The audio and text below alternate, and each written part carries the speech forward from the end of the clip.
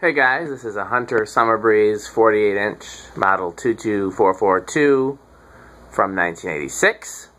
This fan is part of the fire sale, which means if you message me on Facebook or email within the next couple weeks, you can own this fan for the mere price of $25 plus shipping, or any reasonable trade of something I'm interested in. As I said, this is 48-inch. That makes it kind of rare and cool. At least years ago, I know collectors of Hunter, other than just originals and such, used to go crazy for finding the 48-inch ones. I don't know if they still do, but it's definitely a lot cooler than the 52-inch ones. I kind of like it. I have a grudge against the 52-inch 5-blade version, but I think this is pretty cool. If you do get it, you just get what you see here, basically. Motor and blades. I think the downrod and canopy, well, canopy's not even shown here, but I think the downrod and canopy go with the Studio Series. I don't remember, so they're going to go with the Studio Series, and just motor and blades. But it's a generic downrod, generic canopy.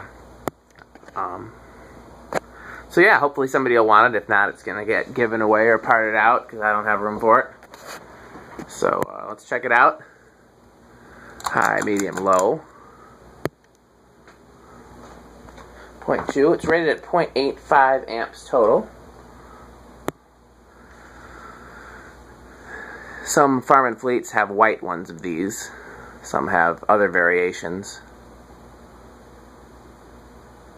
It's kind of that classic imported Hunter low. It's not super slow, but it's still kind of got a distinctive pattern to it. Medium. 0.35, that's pretty low.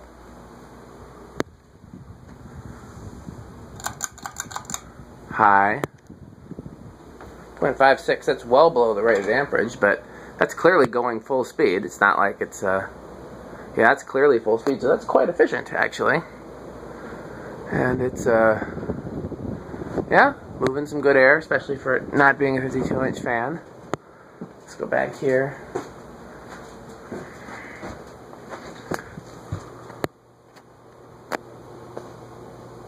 I don't get much from it back here. I get that I can tell if there's air moving, but I don't get a distinctive breeze or anything. Okay.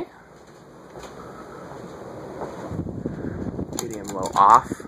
Apparently this was the plate for if you wanted to put a certain kind of light kit on it. I don't know exactly. It didn't come with anything else. It just came with this. So it's better than no switch cap at all. Of course, the original switch cap would be cooler. The thing is frickin' silent.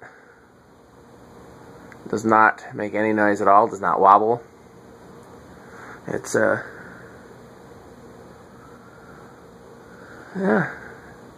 it's pretty cool.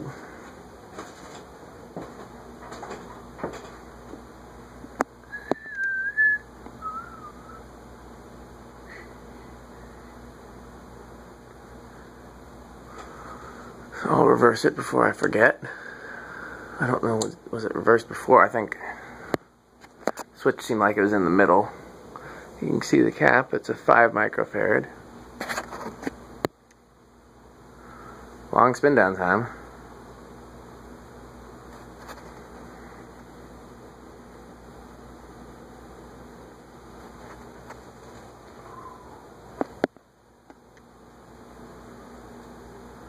It's funny how so many of the imported Hunters were styled after the Comfort Breeze in one way or another. Like, where did the style of the Comfort Breeze come from other than the parts of it that are vaguely original-ish?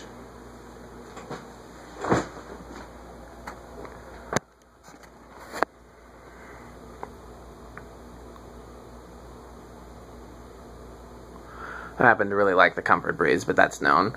Brown Comfort Breeze in 52-inch is a childhood fan. White Comfort Breeze in 52-inch is a childhood fan.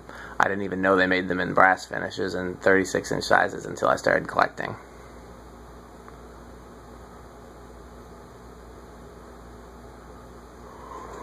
Okay, let's do reverse.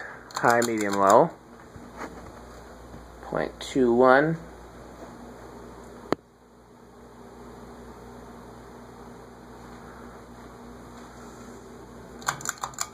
medium, 0.35. These seem like the same readings as the last time around. It's been a long day and I'm tired and I don't remember, but a little bit of wobble. Didn't I say in a video that reverse medium is the most likely speed to wobble on any fan? I feel like I've said that before. High reverse, 0.56. Come on, blender fan. You can do it. Nope. Okay. Let it spin downward, in a downward direction. You know what? I did that wrong. I'm pretty sure I reversed it, but I turned it off with the pull chain when I needed to turn it off with 4-speed control. So it's off, high should be what I need.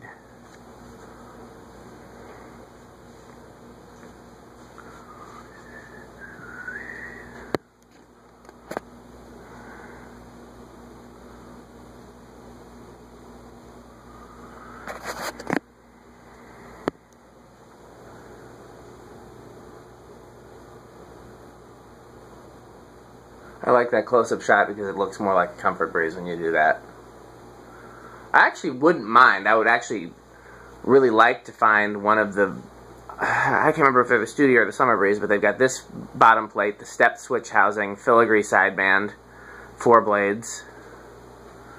I think brown would be my ideal finish for that. I never saw any of those as a kid, so the one that I saw the least when I started collecting was brown. I know Adam recently got one in brown. I believe Zachary also has one in brown. So that would be something that I'd like to have. It's not high on my list because it's an imported spinner motor, Hunter. You know, nothing ball socket's going to be high on my list, but if one fell in my lap, I sure would be happy.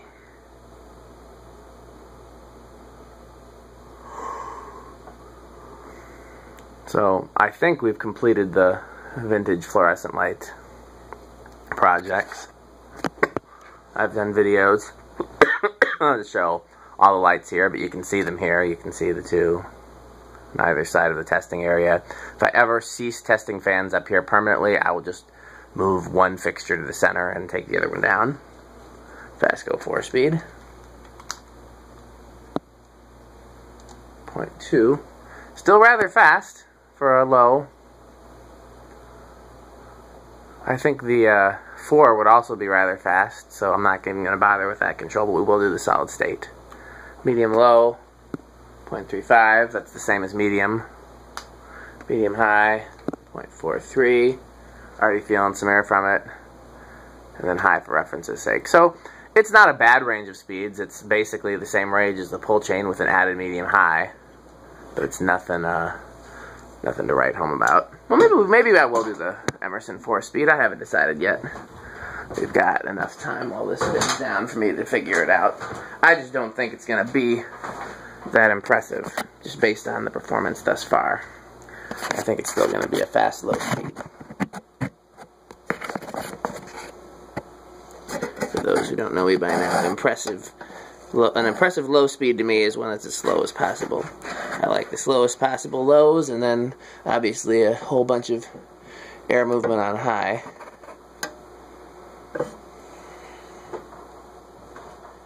And yep, that's what I like. I like a very as fast of a high speed as possible, slow of a low speed as possible, and then the other however many speeds, 1, 2, or 3, to be somewhat equally spaced.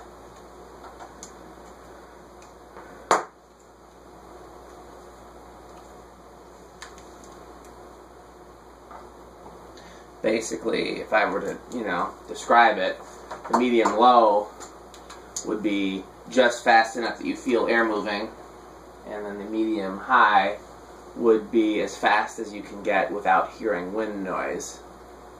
And high is as fast as possible and low is as slow as possible, and that's my ideal 4-speed control. This has got a long spin down time. These are not solid wood, so maybe they're a little heavier. But they didn't seem any heavier than anything. Maybe it just has really good bearings. I don't know.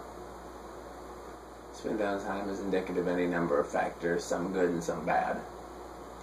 Heavy blades will give you a long spin down time, but you don't want heavy blades, you want light blades. Okay, this is the low with the 4-speed, 0.14. So that's not actually, that's slower than I thought it was going to give me. It's still not like creeping along, but it's, you know. Okay, medium low, 0.25.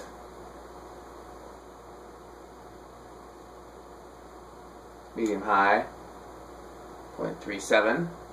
So that's actually a good range of speeds. High for reference.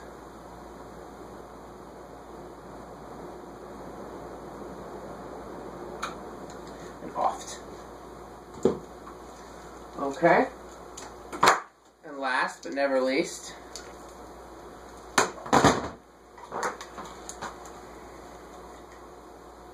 often my favorite, usually either my favorite or least favorite, depending on how noisy it is.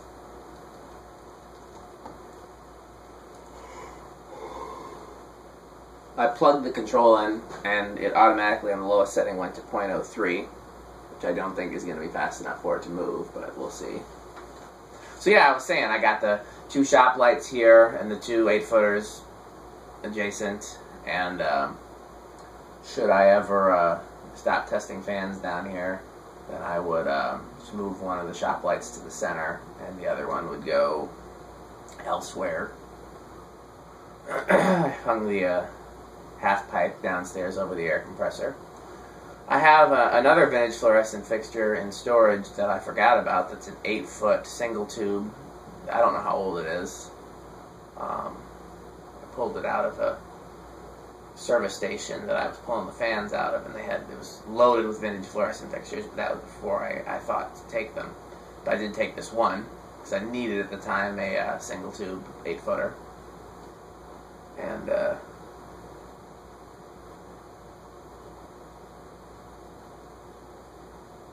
I don't know, it looks kind of 60s-ish, maybe. And then I have 2 single tube 4-footers coming from the same house as all these other fixtures that also look 60s-ish.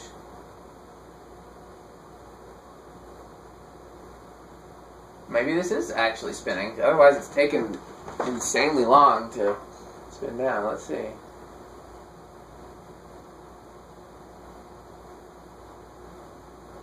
Yep, it's moving. Once you know. So that was actually spinning. Oh, it stalled. Let's bump it up a little bit. Let's go to 0.04. Yep.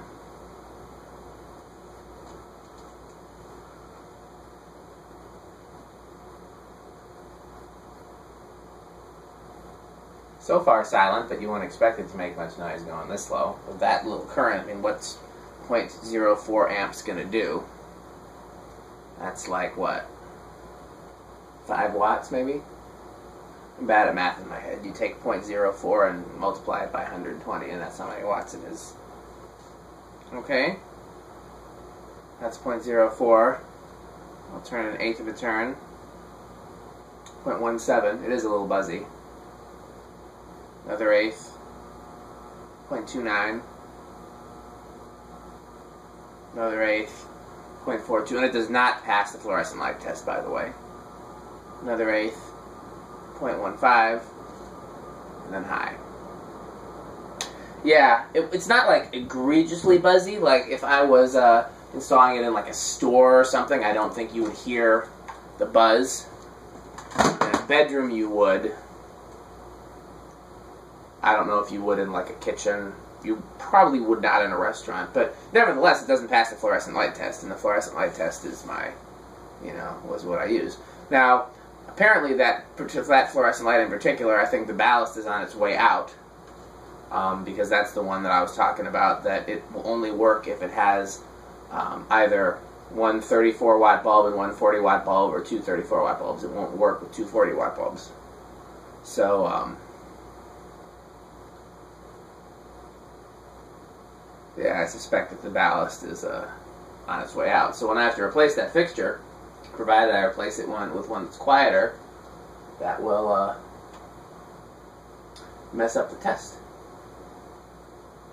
You know, I got a whole pile of old fluorescent fixtures over there that I had forgotten about.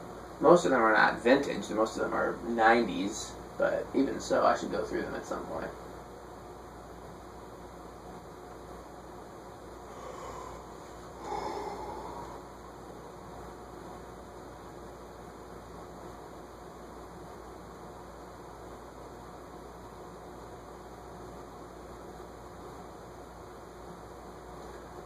"54 degrees up here, warm and toasty."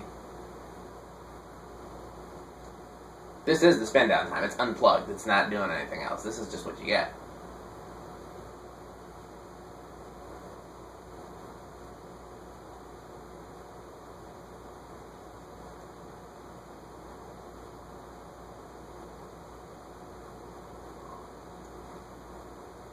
Yeah.